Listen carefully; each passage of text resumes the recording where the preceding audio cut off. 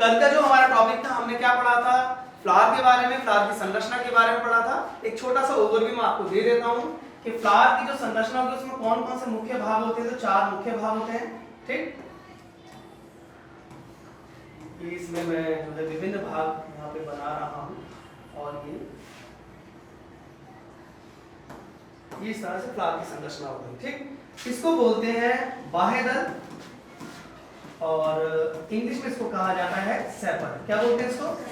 ये हरे रंग के होते हैं और जो अंदर के भाग विकसित हो रहे होते हैं तो उनको यह सुरक्षा देता है, विकसित होते हैं, जब फूल विकसित होता है।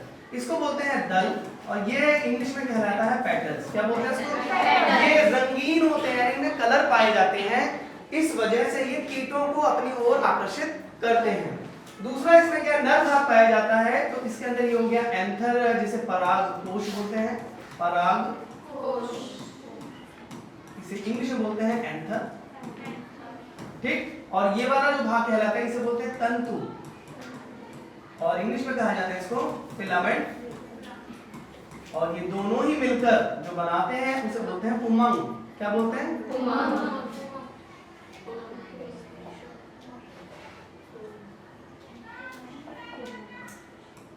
ये हो गया उमंग। उमंग को इंग्लिश में कहा जाता है एंड्रूशियम। क्या कहते हैं इसको? एंड्रूशियम। अब हम आ जाते हैं और यही क्या है, इसका नर भाग है। क्या भाग है? नर। ये इसका नर भाग कहलाता है। नेक्स्ट पार्ट आता है कि जो फीमेल यानी कि मादा भाग कौन सा होता है, तो इस भाग को बोलते हैं वर्तिकाग्र। क्या बोलते हैं इसको? वर्तिकाग्र। इसको बोलते हैं वर्तिका। इंग्लिश में इसको कहा जाता है स्टिग्मा और इसको इंग्लिश में कहा जाता है स्टाइल। ये दोनों ही टर्मिनोलॉजी बता रहा हूं बेटा, आप सभी के लिए बेनिफिशियल रहेगा फ्यूचर के लिए भी। तो वर्तिका, स्टिग्मा यहाँ पे आ गया ये शब्द और ये आ गया आपका वर्तिका। नीचे वाला जो पोर्शन आपको फूला हुआ दिखाई दे रहा है इसे बोलते हैं हम अंडाशय और इस अंडाशय को इंग्लिश में कहते हैं ओवरी, है ना। ये ओवरी हो गया। अब इस ओवरी के अंदर ओव्यूल मिलता है। क्या मिलता है? क्या है ये? बीजांड। इसे इंग्लिश में कहते हैं ओव्यूल। क्या बोलते हैं इसको? ओव्यूल। तो ये इसका जो है मादा भाग कहलाता है। क्या है ये इसका? मादा भाग। तो ये सिंपल सा एक ओवरव्यू है। एक बार दोबारा से इसके रिवीजन कर लेते हैं। जो विभिन्न भाग हैं फूल के, पुष्पी पौधों में जनन की बात कर रहे हैं तो जनन कल मैंने बता दिया था। तो पुष्प की संरचना यह है, यह भी मैंने कल बताया था। पुष्प के 4 मुख्य भाग होते हैं। 4 जो मुख्य भाग है, पहला कौन सा होगा इसका? दल, बाह्य दल, फिर दूसरा होगा दल, फिर होगा इसका नर भाग जिसे बोलेंगे हम उमंग यानी एंड्रोशियम भी बोल सकते हैं, ठीक। और दूसरा उसके बाद जो चौथा भाग है उसको बोलते हैं हम जायाम, ठीक। इसे हम गायनिशियम कहते हैं इंग्लिश में। तो इस तरीके से जिन पौधों में पौधों के पुष्पों में ये 4 भाग उपस्थित होते हैं, ऐसे पुष्प को कंप्लीट फ्लावर कहते हैं या पूर्ण पुष्प कहते हैं। यहाँ तक सभी को क्लियर है? अब हम पहुंचते हैं नेक्स्ट स्लाइड पर। ये हमारा कल का रिवीजन था। अब हम आगे पहुंचेंगे। देखिए, अगर हम ये देखें, हमने कल ये बात की कि फ्लावर है, बेसिकली और थोड़ा सा देख लेते हैं पुष्प, ठीक। इसे क्या बोलते हैं हम? बहुत तेजी से आप लिखिएगा, स्पीडी लिखिएगा भी साथ साथ। पुष्प के अंदर 4 मुख्य भाग मैंने बताया आपको। पहला भाग क्या होता है? बाह्य दल। और दूसरा भाग क्या होता है? दल। इंग्लिश में क्या कहते हैं आपको पता है? इस भाग को कहते हैं, यहाँ पे आ जाएगा उमंग, ये नर भाग है। और मादा भाग जो कहलाएगा वो कहलाएगा जायाम। इन दोनों की बात नहीं करेंगे। बाह्य दल का काम होता है सुरक्षा प्रदान करना और दल का काम होगा कीटों को आकर्षित करना। सबके कार्य समझ में आ गए? अब हम उमंग की बात करेंगे। यह है इसका नर भाग है, नर भाग, और यह इसका मादा भाग है, मादा भाग है, ठीक। उमंग की बात करेंगे, इसको इंग्लिश में क्या बोलते हैं हम? एंड्रोशियम। क्या बोलते हैं? एंड्रोशियम। इस एंड्रोशियम के अंदर 2 मुख्य भाग होते हैं। पहला होता है इसके अंदर फिलामेंट, क्या होगा? और दूसरा भाग होता है इसके अंदर एंथर। एंथर को इंग्लिश में परागकोश कहते हैं। क्या कहते हैं? परागकोश। और इसे बोला जाता है तंतु। अब इस एंथर के अंदर एक सेल मिलती है जिसको बोलते हैं पीएमसी। क्या बोलते हैं इसको? Pollen mother cell. Pollen mother cell यानी कि पराग मात्र कोशिका। और ये होती है आपकी 2n। क्या होती है?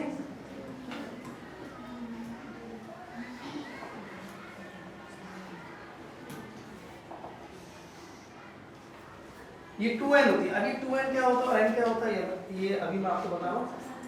देखिए एक आपने 11वीं क्लास में पढ़ा होगा कोशिका विभाजन। क्या होता है? कोशिका विभाजन एक पूरा चैप्टर है। तो कोशिका विभाजन क्या होता है? वो दो प्रकार का होता है। एक होता है समसूत्री विभाजन, समसूत्री विभाजन, और दूसरा होता है आपका अर्धसूत्री विभाजन। अर्धसूत्री, क्योंकि ये कॉन्सेप्ट अगर क्लियर नहीं होगा तो आपको समझ में भी नहीं आएगा।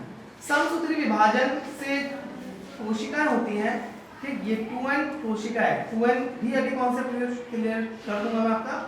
इस समसूत्री विभाजन के समय 1 से 2 कोशिकाएं बनती हैं और ये कोशिकाएं क्या होती हैं? इनमें भी नंबर ऑफ जो क्रोमोसोम है यानी गुणसूत्रों की संख्या वो एक जैसी रहती है। ऐसे ही दूसरा होता है, इसमें भी गुणसूत्रों की संख्या मान लीजिए 20 है, 50 है, वो रहेगी, उसे हम 2n बोल रहे हैं। ये भी एक एग्जांपल समझा दूंगा अभी। अब यहाँ पे क्या अर्धसूत्री विभाजन में क्या होता है? अर्ध मतलब आधा, सम मतलब समान। समान का मतलब जैसे गुणसूत्रों की संख्या अगर यहाँ पे 50 है तो अगली दोनों कोशिकाओं के अंदर भी 50 ही रहेगी। इसे समसूत्री बोलते हैं। समान सूत्र मतलब धागे, धागे मतलब गुणसूत्र, जिसे इंग्लिश में क्या कहते हैं? क्रोमोसोम। ऐसे अर्धसूत्री, अर्ध मतलब आधे, सूत्र मतलब धागे, धागे मतलब गुणसूत्र, और विभाजित हो जाएं यानी आधे आधे विभाजित हो जाएं। जैसे अगर यहाँ 50 है तो अगली कोशिकाओं में कितने कितना होने चाहिए? 25 यानी कि 2n का n हो जाएगा, आधी नंबर पहुंच जाएंगे। उसके बाद ये पुनः विभाजन करती है और n नंबर ही बनाती है, जैसे समसूत्री विभाजन में होता है। अब ये वाला जो विभाजन होता है इसके उदाहरण क्या है? अगर हम उदाहरण की बात करें तो ये वाला जो विभाजन होता है ये वर्धी कोशिकाओं में होता है, पौधों में, ठीक है। और कायिक कोशिकाएं, कायिक कोशिका, ये जंतुओं में कायिक कोशिका, और ध्यान रखिएगा वर्धी कोशिका यानी कि पौधों में, और कायिक कोशिका मानव जैसे हम में भी यही विभाजन होता है, समसूत्री विभाजन। तो कायिक कोशिका कहलाती हैं। स्किन है, त्वचा की कोशिकाएं कायिक कोशिका होती हैं। अर्धसूत्री विभाजन क्या होता है? ये जनन कोशिकाओं में होता है। किसमें होता है? जनन कोशिका। जैसे जंतुओं में स्पर्म सेल बनेगा और एग सेल यानी ओवम का निर्माण होता है।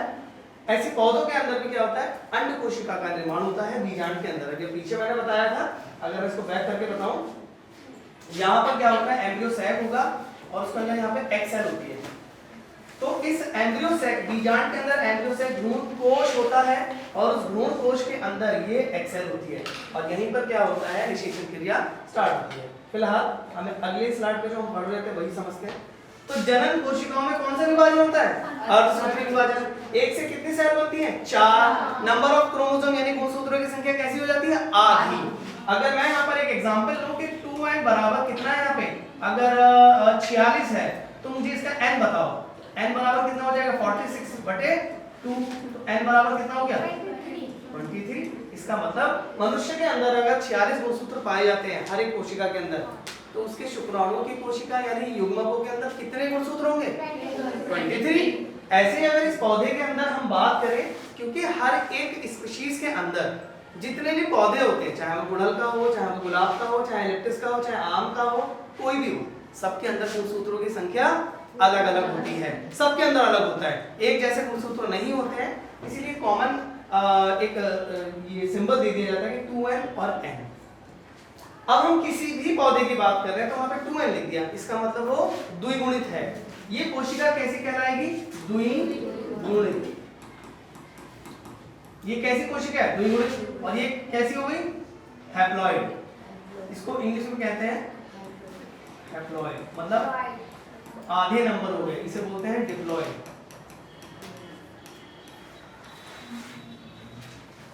ठीक, ये अलग मैंने कर दिया, सॉरी, और क्वेश्चन समझ आएगा। यहाँ क्लियर हो गया आपको? यहाँ पे कोई दिक्कत समस्या आई किसी को? नहीं, कॉन्सेप्ट क्लियर है कि ये सब क्या है, 2n क्या होता है, n क्या होता है? अभी लगता है मुझे आपके माइंड में कोई क्वेश्चन नहीं होगा तो आप बाद में पूछ लीजिएगा। वर्दी कोशिकाएं क्या होती हैं? जड़ तनापत्ति वर्दी कोशिकाएं होता है। कायिक कोशिकाएं, मानव की बात की जाए, त्वचा, हड्डियां, हेयर, नेल्स, ये सब ग्रोथ करते हैं, तो ये सब क्या है आपके कायिक कोशिकाओं में आ जाते हैं। जनन कोशिका वो होती हैं जिनसे युग्मकों का निर्माण होता है, जैसे परागकण, अंड कोशिका, अंडाणु और शुक्राणु। फिलहाल ये आप नोट कर लीजिएगा, ये इंपॉर्टेंट है समझने के संदर्भ में। अब जायांग की बात हम करेंगे तो जायांग के अंदर क्या होता है, इसमें भी जो है एमएमसी सेल होती है, एमएमसी, इसको क्या बोलते हैं? मेगा स्पोर मदर सेल, ठीक है। हिंदी में बोलते हैं गुरु बीजाणु मात्र कोशिका, ये इसको हिंदी में कहा जाता है एमएमसी सेल को। पूरा अच्छे समझ लीजिएगा, यह सेल भी 2n ही होती है। कैसी होती है? अगर मैं यहाँ पे लिखूं 2n तो वो गलत नहीं है, और अगर मैं नीचे भी लिखा तो ये भी गलत नहीं था, क्योंकि नीचे फुल फॉर्म लिखी है। अब इसके बाद क्या होगा, पॉली मदर सेल से एक सेल है सिंपल, हम इसकी बात करें, एक सेल है और एक सेल ये 2n है, और इसके बाद इससे 4 अलग अलग सेल बनेगी, 1 2 3 और 4, और ये टेट्राड कहलाता है, चतुष्क, ऐसे करके 4 है, और हर किसी के अंदर दूसरे क्या हो जाएंगे? आधे। कैसे हैं ये? आधे। और यहाँ पे कैसे होते हैं? ये थे 2n, मैंने लिखा भी है। तो इस मात्र कोशिका के अंदर कौन सा विभाजन हुआ है? अर्धसूत्री विभाजन हुआ है, जिससे 1 से 4 कोशिका बनी और चारों कोशिकाओं के अंदर गुणसूत्र की संख्या आधी हो गई। इन्हें बोलेंगे यहाँ, फिर ये बन जाएंगे आपके चारों के चारों क्या बनेंगे? पराग कण। इन इंग्लिश में कहेंगे हम पॉलन ग्रेन। एक बार इसको नोट कर लीजिए, फिर हम आप चित्रों के माध्यम से इसको समझेंगे।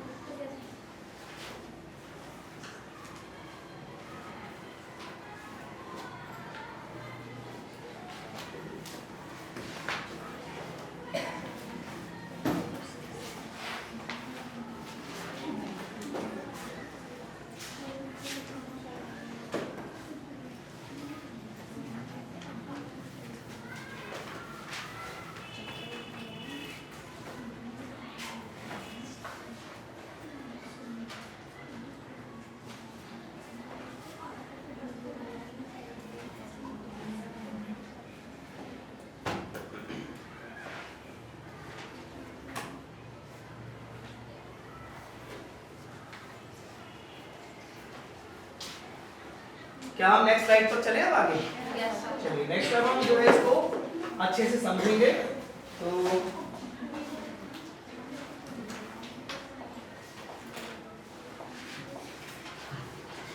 ये देखिए, ये जो है हम किसकी बात कर रहे हैं, जो प्रोसेस को समझेंगे वो है आपका लघु बीजाणु जनन। क्या है? लघु बीजाणु जनन, इसे इंग्लिश में कहते हैं माइक्रो स्पोरोजेनेसिस। ये हम समझेंगे। अब ये माइक्रोस्पोरोजेनेसिस क्या होता है? तो माइक्रो जो शब्द होता है वो प्रयोग होता है जनरली नर के लिए, और स्पोरो मतलब कि आप युग्मक, निर्माण के बाद जेनेसिस का मतलब होता है निर्माण। यानी कि अब देखिए शब्द आया लघु बीजाणु जनन, और इंग्लिश में क्या बोलते हैं इसको? माइक्रोस्पोरोजेनेसिस। हमें जब शब्द आ जाएगा तो उसी से अपनी परिभाषा बना लेनी है। इतना हमारे पास कॉन्सेप्ट होना चाहिए और लॉजिक भी होना चाहिए, क्योंकि मैंने ही बताया कि देखिए माइक्रो शब्द जो है हम नर के लिए प्रयोग करते हैं साइंटिफिक यानी बायोलॉजी में, और स्पोर्स का निर्माण हो यानी युग्मक का निर्माण हो, जेनेसिस का मतलब होता है निर्माण होना, यानी वह प्रक्रिया जिसके द्वारा नर युग्मक का निर्माण होता है, उस क्रिया को क्या कहते हैं? लघु बीजाणु जनन या माइक्रोस्पोरोजेनेसिस। अब हम इसमें उसको समझते हैं, यानी कि इसमें नर नर की बात की जाएगी, नर युग्मक का निर्माण होगा, है ना। तो इसकी स्ट्रक्चर देखते हैं।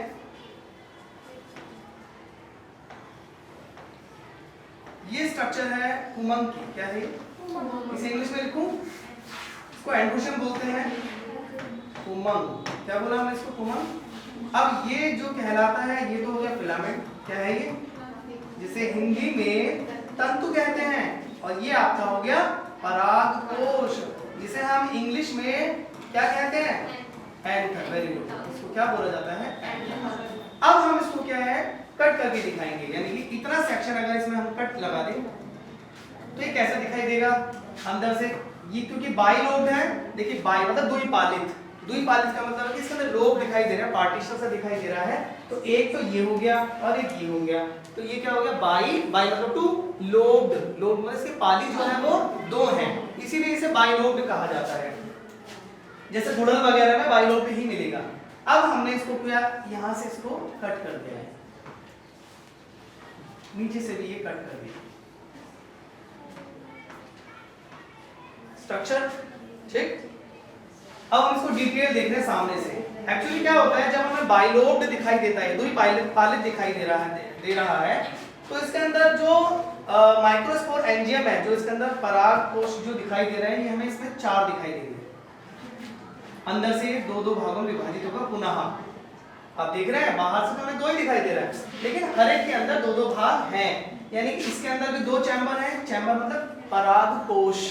इसके अंदर भी कितने परागकोश दिखाई दे रहे हैं हमें? 2 इधर हो गए और 2 इधर, तो टोटल कितना हो गया? 4। तो 4 इसके अंदर हमें दिखाई दे रहा है। अब इसको अगर हम थोड़ा सा डिटेल देखें तो हमें ये संरचना ऐसे ये यहाँ से ये दिखाई देगी। क्लियर? Yes sir. अब हम इसको और डिटेल देखते हैं। तो ये हम इसका एक पार्टीशन ले लेते हैं, यानी कि इतना पार्ट हम इसको हाईलाइट करके दिखाएंगे। तो हम यहाँ ये दिखा रहे हैं, ठीक है। अब इसके अंदर एक सेल होती है, जिस सेल को बोलते हैं हम स्पोरोजीनस टिश्यू। क्या बोलते हैं? Sporogenous tissue. Sporogenous tissue. यहाँ पे ये सेल का विभाजन करेगी और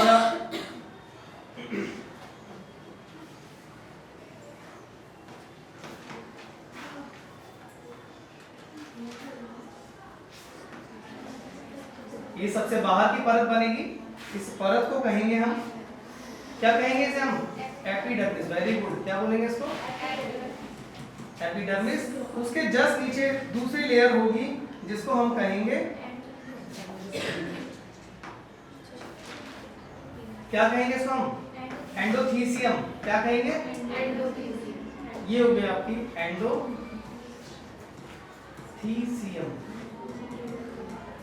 इसके जस्ट नीचे दूसरी लेयर होगी जिसको हम कहेंगे मिडिल लेयर। ये 3 से 4 परतें होती हैं मिडिल लेयर की। कितनी परतें होती हैं? 3 से 4 परतें। देख रहे हो, मैं इसमें 3 लेयर लेकर चल रहा हूं, इसको बोल देंगे हम मिडिल लेयर। ये मिडिल लेयर हो गई। इसके ठीक नीचे जो प्रेजेंट होता है उसको बोलते हैं हम टैपेटम। क्या बोलेंगे इसको? ये टैपेटम ऐसे स्ट्रक्चर दिखाई दे रहा है, और इसके अंदर बहुत सारे जो है साइटोप्लाज्म होता है, वो बहुत घना होता है, गाढ़ा होता है। और दूसरा, इसके अंदर एक से ज्यादा न्यूक्लियस मिलते हैं। कितने न्यूक्लियस मिलते हैं? एक से ज्यादा। इस टैपेटम संरचना, ये आपका नीट का पॉइंट भी है, यानी मेडिकल की तैयारी जो बच्चे कर रहे हैं उनके लिए भी ध्यान रखना है। इसके अंदर एक से ज्यादा न्यूक्लियस मिलते हैं, 2 भी हो सकते हैं, वैसे तो किताब में 2 न्यूक्लियस लिखा ही है। तो ये कौन सी संरचना हो गई आपकी? टैपेटम। टैपेटम। ये तीनों ही परतें जो होती हैं, ये क्या करती है? काम देती है क्या? सुरक्षा। क्या काम है इन तीनों का? सुरक्षा। और टैपेटम का काम है पोषण प्रदान करना। क्या काम है इसका? पोषण प्रदान करती है। किसको प्रदान करती है? अब यहाँ पे बात करते हैं। तो यहाँ पर जो अलग से स्ट्रक्चर मिलेगा उसका ये छोटी छोटी संरचना है, इन संरचनाओं को बोलेंगे हम, क्या बोलेंगे? क्या कहेंगे बताइए? ये कहलाएंगे आपके पॉलन मदर सेल। ये कितनी होती है? 2n। बताया ना? तो पॉलन मदर सेल है। देखिए मदर सेल है, मदर क्या होती है? जन्म देती है, इसीलिए इस सेल को मदर कहा गया है। तो ये पराग कण को जन्म देगी, या पराग कण में बदलेगी, ब्रेक होके, यानी कि इसमें कौन सा विभाजन होगा? अब पॉलन जो मदर सेल है इसको, इसके अंदर विभाजन होगा, कौन सा? अर्धसूत्री। कौन सा विभाजन है? अर्धसूत्री विभाजन, अर्धसूत्री विभाजन हो जाएगा, जिसके फलस्वरूप क्या होगा? अगर ये एक सेल थी सिंगल, ठीक, तो इसमें क्या होगा? एक से 4 सेल बन जाएंगे अलग अलग, 1 2 3 और 4। यहाँ पर जो गुणसूत्रों की संख्या कितनी होगी? 2 है। यहाँ पे कितनी हो जाएगी? अभी समझ आया? इस तरीके से यहाँ पे पराग कण का निर्माण होता है इस पूरी प्रोसेस के बाद। एपिडर्मिस हो, चाहे एंडोथीसियम हो, चाहे मिडिल लेयर हो, ये तीनों ही परतें क्या होती हैं? अंदर जो पराग कण का निर्माण हो रहा है उसको क्या देती है? सुरक्षा। पहला। टेपेटम जो क्या काम करता है? जब पराग कोण विकसित हो रहे होते हैं तो इनको क्या है? नरिशमेंट, पोषण प्रदान करती है। कौन? टेपेटम। ठीक, अब हम अगली स्लाइड पर पहुंचते हैं। ये हमें पूरा समझ में आ रहा है, आगे पहुंचते हैं। नोट करना है किसी को? नोट करने के लिए आपको एक्स्ट्रा दिए जाएंगे, एक्स्ट्रा टाइम दिया जाएगा नोट करने के लिए। ठीक, अभी पहले समझ लेते हैं क्योंकि स्टेप बाय स्टेप चल रहे हैं हम आगे कॉन्सेप्ट में। अब हमारा यहाँ आ जाता है कि जो पॉलन ग्रेन है उसकी संरचना कैसी होती है। ये पॉलन ग्रेन की संरचना किसकी है? पॉलन ग्रेन की संरचना, ठीक, इसके अंदर जो है एक सेल होगी, उस सेल को क्या कहेंगे हम? ये सेल, और ये इसका न्यूक्लियस। ठीक है, इस सेल के अंदर एक और सेल होती है जिसको हम क्या कहते हैं? Generative cell. ये अलग से एक सेल है और ये इसका साइटोप्लाज्म। अब इसको हम क्या करते हैं? लेबलिंग करते हैं। सबसे बाहर की जो सेल कहलाती है इसे बाह्य चोल भी कहते हैं और इसको एक्साइन भी कहते हैं। क्या बोलते हैं इसको? हिंदी में इसे बाह्य चोल कहा जाता है। ठीक है, ये है अंतःचोल, इसे इंटाइन कहते हैं। क्या बोलते हैं इसको? और इसको बोला जाता है अंतः। नेक्स्ट अगला आता है, ये जो पिंक कलर की दिखाई दे रही है इस कोशिका को कहा जाता है वर्धी कोशा। क्या बोलते हैं इसको? वर्धी कोशा। इसे इंग्लिश में कहते हैं वेजिटेटिव सेल। क्या बोलते हैं इसको? Vegetative cell. और इसके अंदर जो ये सेल आपको दिखाई दे रही है, ये वाले, दिस वन, इसे कहा जाता है जनरेटिव सेल। क्या बोलते हैं? Generative cell. जनरेटिव सेल कहते हैं। अब देखिए, जो वेजिटेटिव सेल है एक बहुत इंपॉर्टेंट जो बिंदु है यहाँ पे डिस्कस करने के लिए, वो ये है कि जो जनरेटिव सेल होती है यह वेजिटेटिव सेल के साइटोप्लाज्म में तैरती रहती है ना, फ्लोट कर रही है। फ्लोट मतलब तैरना। देखिए अलग से नहीं है, जो साइटोप्लाज्म की जो दिखाई दे रहा है आपको, ये पिंक कलर की कौन सी है? वर्धी कोशिका। ये वर्धी कोशिका है ना, इसका ये साइटोप्लाज्म है। और आप देखिए साइटोप्लाज्म के अंदर ये जो जनरेटिव सेल है वो यहाँ पर ये है, ये दिखाई दे रही है जनरेटिव सेल, ये जनरेटिव सेल है। तो ये इसके साइटोप्लाज्म में ही तो तैर रही है, तो ये फ्लोट करती रहती है। अब ये जो वर्धी कोशिका होती है क्या करती है? पराग नलिका का निर्माण करती है। पराग नलिका का निर्माण करेगी। तब जब ये स्टिग्मा पर चले जाएंगे, स्टिग्मा मतलब हमने पढ़ा था जायांग का जो भाग था सबसे ऊपर वाला प्रतिकाल, वहां पहुंच जाएगा। और जनरेटिव सेल का कार्य क्या होता है? यह दो नर युग्मकों का, युग्मक शब्द आ जाएगा मतलब एन का निर्माण करती है।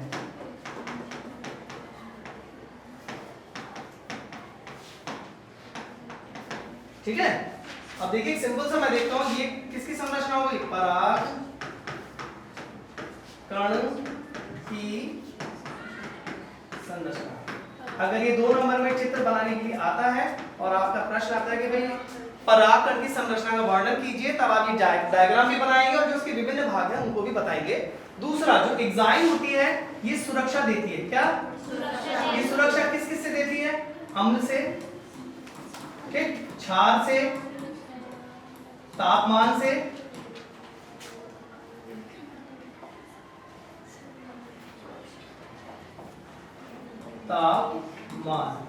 ये तापमान से भी सुरक्षा प्रदान करती है। ध्यान रखना, पोलर ग्रेन है, किसी भी फूल से कभी भी बिखर सकते हैं।